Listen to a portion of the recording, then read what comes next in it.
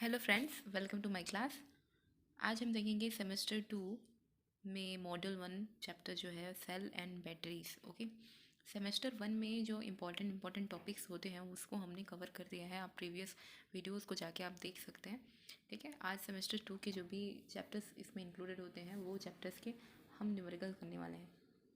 देखिए, ये semester wise इसलिए है क्योंकि ये प्रीवियस हमारे यहाँ जो NCVT जो है ITI बेस्ड रहता था। ITI के लिए वो सेमेस्टर वाइज होता था। अब एनुअल हो चुका है वो सिस्टम, है ना। लेकिन जो चैप्टर्स है उसमें खास कुछ चेंज नहीं हुआ है, इस वजह से हम लोग इसी को रेफरेंस ले रहे हैं। ठीक है, इसके अलावा भी जो न्यू सेट मेरे पास अगर अवेलेबल होते हैं तो मैं उसमें से भी ऑब्जेक्टिव्स कराने का पूरा कोशिश करूँगी। तो आज चलते हैं सेल एंड बैटरीज के ऑब्जेक्टिव्स करने के लिए। इससे पहला क्वेश्चन जो है सेल बैटरीज में वो कहता है विच device convert the sunlight into the electrical energy. कौन सी ऐसी युक्ति है जो धूप को विद्युत ऊर्जा में बदलती है। ऑप्शन है वो photovoltaic cell, liquid crystal diode, light emitting diode, light dependent resistor. तो हमको पता है कि इसका ऑप्शन क्या हो जाएगा, ए फोटोवोल्टाइक सेल। ओके, आगे बढ़ते हैं। यहाँ पूछा गया है कि which law secondary cell work. कौन से नियम पर सेकेंडरी सेल जो है काम करता है।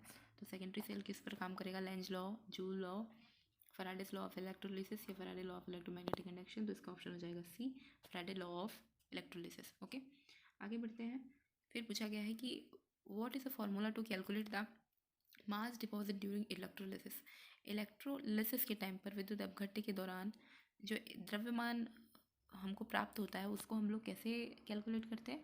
तो कैसे कैलकुलेट करते हैं, इसका फॉर्मूला होता है बी, M = ZIT ग्राम। ओके, आगे बढ़ते हैं। आगे बोलता है कि बैटरी की क्षमता कैसे बताई जाती है। बैटरी की क्षमता कैसे बताते हैं, तो हमें पता है कि बैटरी में जो भी चीज़ें कैलकुलेट की जाती है वो एम्पियर वोल्ट एम्पियर के टर्म्स में की जाती है, सॉरी एम्पियर आवर्स के टर्म पे की जाती है। इसमें एम्पियर आवर्स के टर्म पे की जाती है, तो इसका ऑप्शन हो जाएगा डी। ठीक है, आगे बढ़ते हैं। यहाँ पूछा गया है उस दोष का नाम बताएं जिस कारण से द्वितीयक सेल में प्लेटें जो है उसकी मुड़ जाती है। ठीक है, तो यहाँ पर हमें कुछ चीज़ें रहती हैं, कुछ दोष होते हैं सेल में भी, द्वितीयक का टाइप के सेल में भी, जिसमें से ये बकलिंग एक टाइप का दोष है, जिसमें क्या होता है कि इसकी सेल की जो प्लेटें हैं वो मुड़ जाती है, जिसको हम लोग बकलिंग बोलते हैं। ठीक है, ये local area action, partial short, hard sulphation, ये सारे भी अलग अलग दोष होते हैं जो जब थ्योरी की क्लास होगी तब हम इसमें डिटेल में चर्चा करेंगे। ठीक है, आगे बढ़ते हैं। आगे पूछा गया है what is the unit of electric charge. Electric charge का क्या यूनिट होता है, तो चार्ज का यूनिट होता है कूलॉम, ये हम जान रहे हैं, तो ऑप्शन हो जाएगा डी। आगे बढ़ते हैं। What is the output voltage of lithium cell. Lithium cell का आउटपुट वोल्टेज क्या होता है, तो लिथियम सेल का आउटपुट वोल्टेज होता है 2.5 वोल्ट के करीब। और साथ ही साथ और अगर दूसरे सेलों की बात करते हैं तो हमारे पास होता है डेनियल सेल। ठीक है, डेनियल सेल जो होती है, डेनियल सेल में की जो वोल्टेज आउटपुट वोल्टेज जो होता है वो 1.1 वोल्ट होता है। ओके, उसके अलावा होता है lead acid cell. Lead acid cell जो होती है उसका होता है 2.2 वोल्ट। निकिल आयरन की बात करें या फिर निकिल कैडमियम की बात करें, इन दोनों का ही रेटिंग 1.2 टू 1.5 होती है। 1.5 आउटपुट वोल्टेज की वैल्यू होती है। इसके अलावा होता है हमारे पास मरकरी सेल। तो मरकरी सेल का 2.5 होता है। लिथियम सेल जो है जिसका पूछा गया ये भी 2.5 होता है। 2.5 टू 3.6 में वेरी करता है। ठीक है, इस तरीके से हमारे पास अलग अलग वैल्यू के वोल्टेज रेटिंग मिलती है अलग अलग सेलों में। ठीक है, इसके अलावा हमारे पास एल्कलाइन सेल होती है। एल्कलाइन सेल का 1.5 आउटपुट वोल्टेज होता है। सिलिकॉन ऑक्साइड सेल जो होती है उसका 1.5 होता है। सोलार जो सेल हमारे पास होता है उसका 0.55 वोल्ट होता है। ठीक है, ओके, आगे बढ़ते हैं। यहाँ पूछा गया है कि कम समय में उच्च दर से बैटरी आवेशित करने हेतु कौन सी विधि अपनाई जाती है। इसका ऑप्शन हो जाएगा बूस्ट। हमको बोला क्या गया है, हाई रेट से हमको बैटरी को चार्ज करना है। ओके, वहीं पर ट्रिकल चार्ज में क्या करते हैं हम लोग, लो रेट से ज़्यादा समय लेकर ज़्यादा समय के लिए जब चार्ज करते हैं तो उसको बोलते हैं ट्रिकल चार्ज। ओके, आगे बढ़ते हैं। यहाँ पूछा गया है कि कार्बन जस्ता शुष्क सेल में कौन सा विद्युत अपघट्य प्रयोग में लिया जाता है। तो इसका ऑप्शन हो जाएगा अमोनियम क्लोराइड। जिंक का अमोनियम क्लोराइड के साथ क्या होता है, क्रिया होता है। ठीक है, आगे बढ़ते हैं। द्रवों में विद्युत धारा प्रवाहित होना कौन सा प्रभाव होता है, कौन सा प्रभाव होता है? द्रव द्रव यानी इलेक्ट्रोलिटिक पदार्थ, ठीक है, जिसमें दो तरह के हमारे पास इलेक्ट्रोड लगाए जाते हैं और इसकी वजह से हमारे पास क्या होता है? करंट का फ्लो होने लगता है सर्किट में, ठीक है। तो इसको बोलते हैं केमिकल रिएक्शन, राइट। तो इसका ऑप्शन हो जाएगा डी। आगे बढ़ते हैं। यहाँ पूछा गया है सीसा अम्ल बैटरी में ऋणात्मक प्लेट बनाने हेतु कौन सा पदार्थ यूज़ किया जाता है? सीसा lead acid battery, okay. Lead acid battery में कौन सा अपन यूज़ करते हैं, कौन सा पदार्थ यूज़ करते हैं? लेड, स्पॉन्ज लेड यूज़ किया जाता है, ठीक है, ऋणात्मक प्लेट बनाने के लिए। ऑप्शन हो जाएगा बी। आगे बढ़ते हैं। Which technique is use to control the corrosion of metal surface? Metal के सरफेस में कोरोजन यानी कि जंग जो लगता है उसको कौन से तकनीक से हम लोग दूर कर सकते हैं, ये पूछा है, ठीक है। तो इसका ऑप्शन हो जाएगा बी, कैथोडिक प्रोटेक्शन, ओके। आगे बढ़ते हैं। डिजिटल घड़ियों में सामान्यतः कौन सा सेल प्रयोग होता है? डिजिटल घड़ियों में कौन सा प्रयोग होगा? तो घड़ियाँ जो होती है उसके लिए हमेशा हम लोग ये मरकरी वाला सेल हम यूज़ करते हैं। आगे बढ़ते हैं। समांतर युग्मन परिपथ में यदि एक सेल को विपरीत ध्रुवता के साथ संयोजित कर दें तो क्या प्रभाव पड़ेगा? क्या प्रभाव पड़ेगा? ऑप्शन है voltage become zero, voltage zero हो जाएगा, परिपथ जो होगा वो ओपन हो जाएगा, या परिपथ शॉर्टेड हो जाएगा, कि यहाँ पर कोई भी इफेक्ट नहीं होगा। तो क्या होता है कि जब हम क्या करते हैं, एक सेल को हम लोग क्या करेंगे, विपरीत ध्रुवता के साथ संयोजित करते हैं तो हमारा पास ये क्या होता है, शॉर्ट सर्किट हो जाता है, ठीक है। ऑप्शन हो जाएगा सी। आगे बढ़ते हैं। यहाँ बोला गया है कि बैटरी आवेशक में फाइन सेल्वेस्टर स्विच का क्या कार्य होता है? फाइन सेल्वेस्टर स्विच का क्या कार्य होता है? तो इसका कार्य होता है करंट की रेटिंग को सिलेक्ट करना, ठीक है। करंट रेटिंग सेलेक्ट करने के लिए हम लोग फाइन सेलेक्टर का यूज़ करते हैं। आगे बढ़ते हैं। आगे पूछा है कि सौर सेल में, सोलार सेल के तापमान के संदर्भ में जो आउटपुट पावर होता है वो कितना उसका क्या प्रभाव होता है? आउटपुट पावर का क्या प्रभाव होता है? कोई प्रभाव नहीं होता तापमान में, कोई प्रभाव नहीं होता। तापमान में वृद्धि के साथ वृद्धि होगी, या तापमान में वृद्धि के साथ कमी होगी, या तापमान में कमी के साथ कमी होगी। क्या बोलना चाह रहा है कि ये जो सोलार सेल है उसका तापमान के साथ उसके पावर, आउटपुट जो पावर है उसमें क्या प्रभाव पड़ता है? तो क्या प्रभाव पड़ता है? ये तापमान में कमी के साथ ये भी क्या होगा, कम, इसका पावर भी क्या होगा, पावर आउटपुट की वैल्यू भी क्या हो जाएगी, कम हो जाएगी, ओके। आगे बढ़ते हैं। इसे पूछा गया है बैटरी में आवेशन के समय हाइड्रोमीटर का क्या उद्देश्य होता है? हाइड्रोमीटर का बहुत इंपॉर्टेंट यूज़ होता है जब भी हम बैटरी की बात करते हैं। क्यों यूज़ करते हैं हम लोग हाइड्रोमीटर का? हम इसमें ग्रेविटी चेक करने के लिए इसका प्रयोग करते हैं। तो इसका ऑप्शन हो जाएगा D, determine the specific gravity of electrolyte, ठीक है। इलेक्ट्रोलाइट जो विद्युत अपघट्य जो होता है उसकी ग्रेविटी चेक करने के लिए इसका प्रयोग करते हैं हाइड्रोमीटर का, याद रखेंगे हाइड्रोमीटर का। आगे बढ़ते हैं। फैराडे के विद्युत अपघटन के प्रथम नियम का क्या फॉर्मूला होता है? प्रथम नियम क्या बोलता है? क्या बोलता है? ये बोलता है मात्रा बताता है, ये जो विद्युत अपघट्य पदार्थ है उसकी वो कितना, उसकी मात्रा कितनी होगी उसके बारे में बात करता है, ठीक है।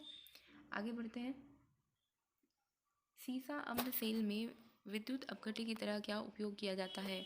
फिर से वही क्वेश्चन रिपीट हुआ है, हमने अब पिछले ये टाइम ही देखा था कि हम अमोनियम क्लोराइड का प्रयोग करते हैं लेड एसिड सेल में, है ना, ओके। आगे बढ़ते हैं। यहाँ पूछा गया what is the total voltage of the circuit? इस सर्किट में जो टोटल वोल्टेज होगी वो कितनी होगी? तो देखिए यहाँ पर 1.5 वोल्ट की 1 2 3 6 जो सेलें हैं वो क्या है, पैरेलली कनेक्ट है। तो आपको पता है कि पैरेलल में जो वोल्टेज होती है सब में इक्वल होती है, इसलिए इसका आंसर क्या हो जाएगा 1.5।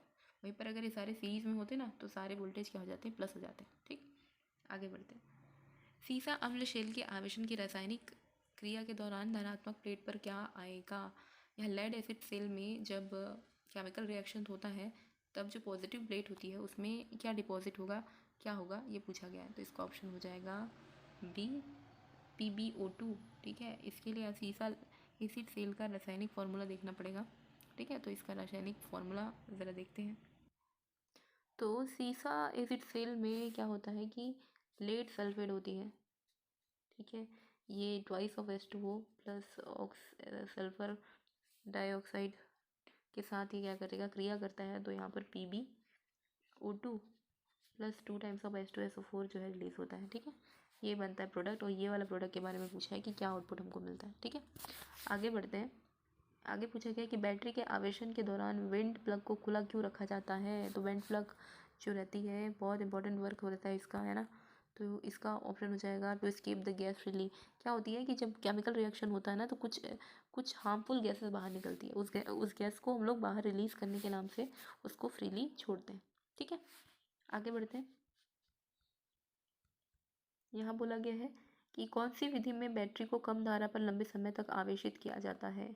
कौन सा मेथड है जिसमें लंबे समय तक आवेशित करते हैं? तो देखिए, बूस्ट चार्ज में हम कम समय हाई रेट लेते हैं, वहीं पर ट्रिकल चार्जिंग में हम लोग ज़्यादा समय टाइम हम ज़्यादा लेते हैं, और ये कम, इसका जो रेट होता है कम रेट से धीरे धीरे हम क्या करते हैं, बैटरी को चार्ज करते हैं। इसका ऑप्शन हो जाएगा बी। आगे बढ़ते हैं। यहाँ पूछा है कि सीसा अम्ल बैटरी में कठोर सल्फेशन दोष को कैसे जाना जा सकता है, कैसे पता लगेगा कि सल्फेशन प्रॉब्लम है वहाँ पर, है ना। तो इसका कैसे पता लगता है? Recharging the battery for a longer period at a low current. दोष को कैसे रेक्टिफाइड करते हैं पूछा गया। एक्चुअली क्या है, सल्फेशन का जो प्रॉब्लम है उसको रेक्टिफाइड कैसे करते हैं? तो हम क्या करते हैं कि बहुत देर तक क्या करते हैं, उसको चार्ज करते हैं, रिचार्ज करते हैं। ठीक है, और पुनः हम क्या करते हैं, चार्ज करने की कोशिश करते हैं लंबे समय तक बैटरी में कम धारा देके। ठीक है, तब जाके हमारे पास ये प्रॉब्लम रेक्टिफाई होती है। आगे बढ़ते हैं। यहाँ पूछा गया है कि सिल्वर ऑक्साइड बैटरी में कौन सा पदार्थ इलेक्ट्रोड की तरह उपयोग में लिया जाता है? कौन सा सेल है भाई ये? तो आगे बढ़ते हैं। है सिल्वर ऑक्साइड सेल। सिल्वर सीसा अम्ल ऑक्साइड तेल सेल के में हम लोग क्या निरावरण यूज़ की करते हैं? रासायनिक क्रिया के दौरान ऋणात्मक हम प्लेट यूज़ पर क्या करेंगे, आएगा? तो इसका ऑप्शन हो जाएगा जिंक का यूज़ करेंगे बी, कैथोड लीड बनाने के लिए। ठीक है, पेरोक्साइड। ओके ओके आगे बढ़ते हैं। यहाँ पूछा गया है what is the purpose of separator in the lead acid battery. Lead acid battery एक उसमें एक कंटेनर होती है जिसमें दोनों इलेक्ट्रोड ऐसे प्लेस्ड होते हैं और इसमें लिक्विड भरा हुआ होता है, केमिकल भरा हुआ होता है। ओके, तो क्या होता है कि यहाँ पर जो विभाजक जो होती है वो क्या करती है, इन दोनों ही प्लेट को सेपरेट करने के लिए प्रयोग किया जाता है। तो इसका ऑप्शन क्या हो जाएगा? इसका ऑप्शन हो जाएगा डी, सॉरी, इसका ऑप्शन क्या हो जाएगा? C, to avoid the short in between the positive plate and negative plate. Okay, आगे बढ़ते हैं। यहाँ पूछा गया है which instrument is use to measure the specific gravity of electrolyte in the lead acid battery. Lead acid battery में क्या use किया जाता है, कौन सा उपकरण प्रयोग किया जाता है विशिष्ट घनत्व को मापने के लिए? इसका ऑप्शन हो जाएगा D, high rate discharge tester. Okay, उसके बाद सॉरी 29 का ऑप्शन हो जाएगा हाइड्रोमीटर, क्योंकि स्पेसिफिक ग्रेविटी के लिए हमेशा हम लोग हाइड्रोमीटर का प्रयोग करते हैं। ठीक है, तो यहाँ पे ध्यान रखिएगा, हाइड्रोमीटर का ही प्रयोग हम क्या करते हैं, स्पेसिफिक ग्रेविटी को नापने के लिए करते हैं बैटरी में। ठीक है, आगे बढ़ते हैं। इसमें पूछा है कि एक इन्वर्टर पर परिपथ दिया गया है, इन्वर्टर परिपथ दिया गया है, इसको पूछा है कि कौन से टाइप का इन्वर्टर है। तो देखिए यहाँ पर डायोड लगा हुआ है। ओके, और यहाँ पर एक सिंबल है इस तरीके का, सिंबल को क्या बोलते हैं हम लोग? SCR, इसीलिए इसका ऑप्शन हो जाएगा बी, SCR बेस्ड इन्वर्टर। आगे बढ़ते हैं। पूछा गया है कि what is the effect of buckling effect in lead acid battery. क्या इफेक्ट होता है इसका, बकलिंग का क्या इफेक्ट होता है? तो ये होता है कि बकलिंग की वजह से बेंड हो जाता है इलेक्ट्रोड। ओके, आगे बढ़ते हैं। यहाँ पूछा गया है कि व्हाट इज़ द कुल आउटपुट वोल्टेज की वैल्यू बताना है, इसमें टोटल आउटपुट वोल्टेज कितना है। तो यहाँ पर 1.5 वोल्ट का 3 जो है बैटरी यहाँ पे सेल जो है कनेक्टेड है। तो हमें पता है कि सीरीज़ में जो है ना, जब वोल्टेज क्या होता है, ऐड होता है, दैट्स वाई क्या हो जाएगा, यहाँ पे तीनों वोल्टेज ऐड होगा और इसका ऑप्शन हो जाएगा डी। आगे बढ़ते हैं। सो इसके सेल में धनात्मक इलेक्ट्रोड के रूप में क्या यूज़ होता है, क्या होता है? तो इसका ऑप्शन हो जाएगा कार्बन, बी इसका आंसर हो जाएगा। ठीक, आगे बढ़ते हैं। यहाँ पूछा है कि भार बढ़ने पर सेल के सिरों के वोल्टेज में क्या होगा। जब कोई बैटरी मान लो कोई कनेक्टेड है, चार्ज, अभी ये जो बैटरी फुल्ली चार्ज कंडीशन में है, यहाँ पर एक रेजिस्टेंस को ये पावर सप्लाई कर रहा है, वोल्टेज सप्लाई कर रहा है। अगर मैं इसके लोड को और इंक्रीज़ करते जाती हूँ, मान लो और लोड लगाते जाती हूँ, तो ऑफकोर्स क्या होगा, ये जितना कैपेबल था एक लोड को सप्लाई देने में, बाकी लोड लगाने पर इसकी कैपेबिलिटी कम होगी, यानी डिक्रीज़ होगी। ठीक है, तो इसका ऑप्शन क्या हो जाएगा? B, decreases. ओके, आगे बढ़ते हैं। पूछा गया है कि वोल्टाइक सेल में स्थानीय क्रिया दोष को कैसे रोका जा सकता है। तो इसका ऑप्शन हो जाएगा डी, अमलगमेटिंग करके, जस्ता में अमलगम यूज़ करके हम क्या कर सकते हैं, हम लोग स्थानीय लोकल एक्शन डिफेक्ट को रोक सकते हैं। आगे बढ़ते हैं। यहाँ पूछा गया है कि M = Z/IT फॉर्मूला में Z क्या इंडिकेट करता है। तो ये इंडिकेट करता है EC ऑफ इलेक्ट्रोलाइटिक। ओके, आगे बढ़ते हैं। इसे पूछा गया है कि तांबे का विद्युत रासायनिक तुल्यांक क्या होता है। तो इसका ऑप्शन हो जाएगा ए, इसका जो विद्युत रासायनिक तुल्यांक जो होती है 0.329 मिलीग्राम होती है। ठीक है, ओके, अब आगे बढ़ते हैं। यहाँ पूछा गया है कि क्या पूछा है, सीसा एशिड बैटरी में बगलिंग दोष का क्या कारण होता है? क्या कारण होता है इसका दोष का? Over charging and over discharging, bar bar charge करना, बार बार डिस्चार्ज करना, जिससे क्या होती है, इसके इलेक्ट्रोड जो है मुड़ जाते हैं। बैटरी के जो इलेक्ट्रोड्स होते हैं वो क्या होते हैं, मुड़ जाते हैं, जिसको बकलिंग दोष बोला जाता है। ठीक, आगे बढ़ते हैं। पूछा गया है बैटरी में वोल्टेज की चार्जिंग स्थिति को जांच करने के लिए किस मीटर का प्रयोग करते हैं? तो किस मीटर का प्रयोग करेंगे हम लोग चार्जिंग मेथड को जानने के लिए? चार्जिंग मेथड को जानने के लिए हम लोग उपयोग करेंगे हाई रेट डिस्चार्ज टेस्टर का। चार्जिंग या डिस्चार्जिंग चेक करने के लिए हाई रेट डिस्चार्ज टेस्टर का प्रयोग करते हैं। वहीं पर स्पेसिफिक ग्रेविटी निकालने के लिए हाइड्रोमीटर का प्रयोग करते हैं, याद रखेंगे। आगे फिर लास्ट क्वेश्चन देखते हैं। यहाँ पूछा गया है कि इलेक्ट्रोलिसिस के दौरान कौन सा हिस्सा इलेक्ट्रॉन को खो रहा होता है? कौन सा हिस्सा इलेक्ट्रॉन को खो रहा होता है? तो देखिए, एक कंटेनर होती है जिसमें आपके केमिकल्स फिल्ड होते हैं। एक आपका पॉजिटिव प्लेट होता है, एक आपका नेगेटिव प्लेट होता है। ठीक है, तो पॉजिटिव प्लेट और नेगेटिव प्लेट में से एक जो है इलेक्ट्रॉन को खोता है और दूसरा गेन करता है, एक रिलीज़ करता है और दूसरा गेन करते रहता है। ठीक है, तो जो पॉजिटिव रहेगा वो इलेक्ट्रॉन को क्या करेगा, रिलीज़ करेगा, इसलिए इसका ऑप्शन हो जाएगा बी, एनोड। Right, okay. तो आज के लिए बस इतना ही। अपकमिंग डेज में हम लोग और सेमेस्टर 2 के जो भी टॉपिक्स बनते हैं उसका हम लोग ऑब्जेक्टिव देखेंगे। तब तक के लिए कीप लर्निंग। और जाने से पहले एक और चीज़ कहना चाहूँगी कि ना सिर्फ इसको आईटीआई वालों के लिए ट्रेड थ्योरी में तो ये सारी चीज़ें हैं ही, सीटीएस और या फिर सीटीआई या सीआईटीएस के जो भी लर्नर्स हैं यहाँ पे, उसके लिए भी ट्रेड थ्योरी क्या होती है, सेम होती है। तो ये वीडियो जो है ना उनके लिए भी है। ठीक है, तो देखते रहिए और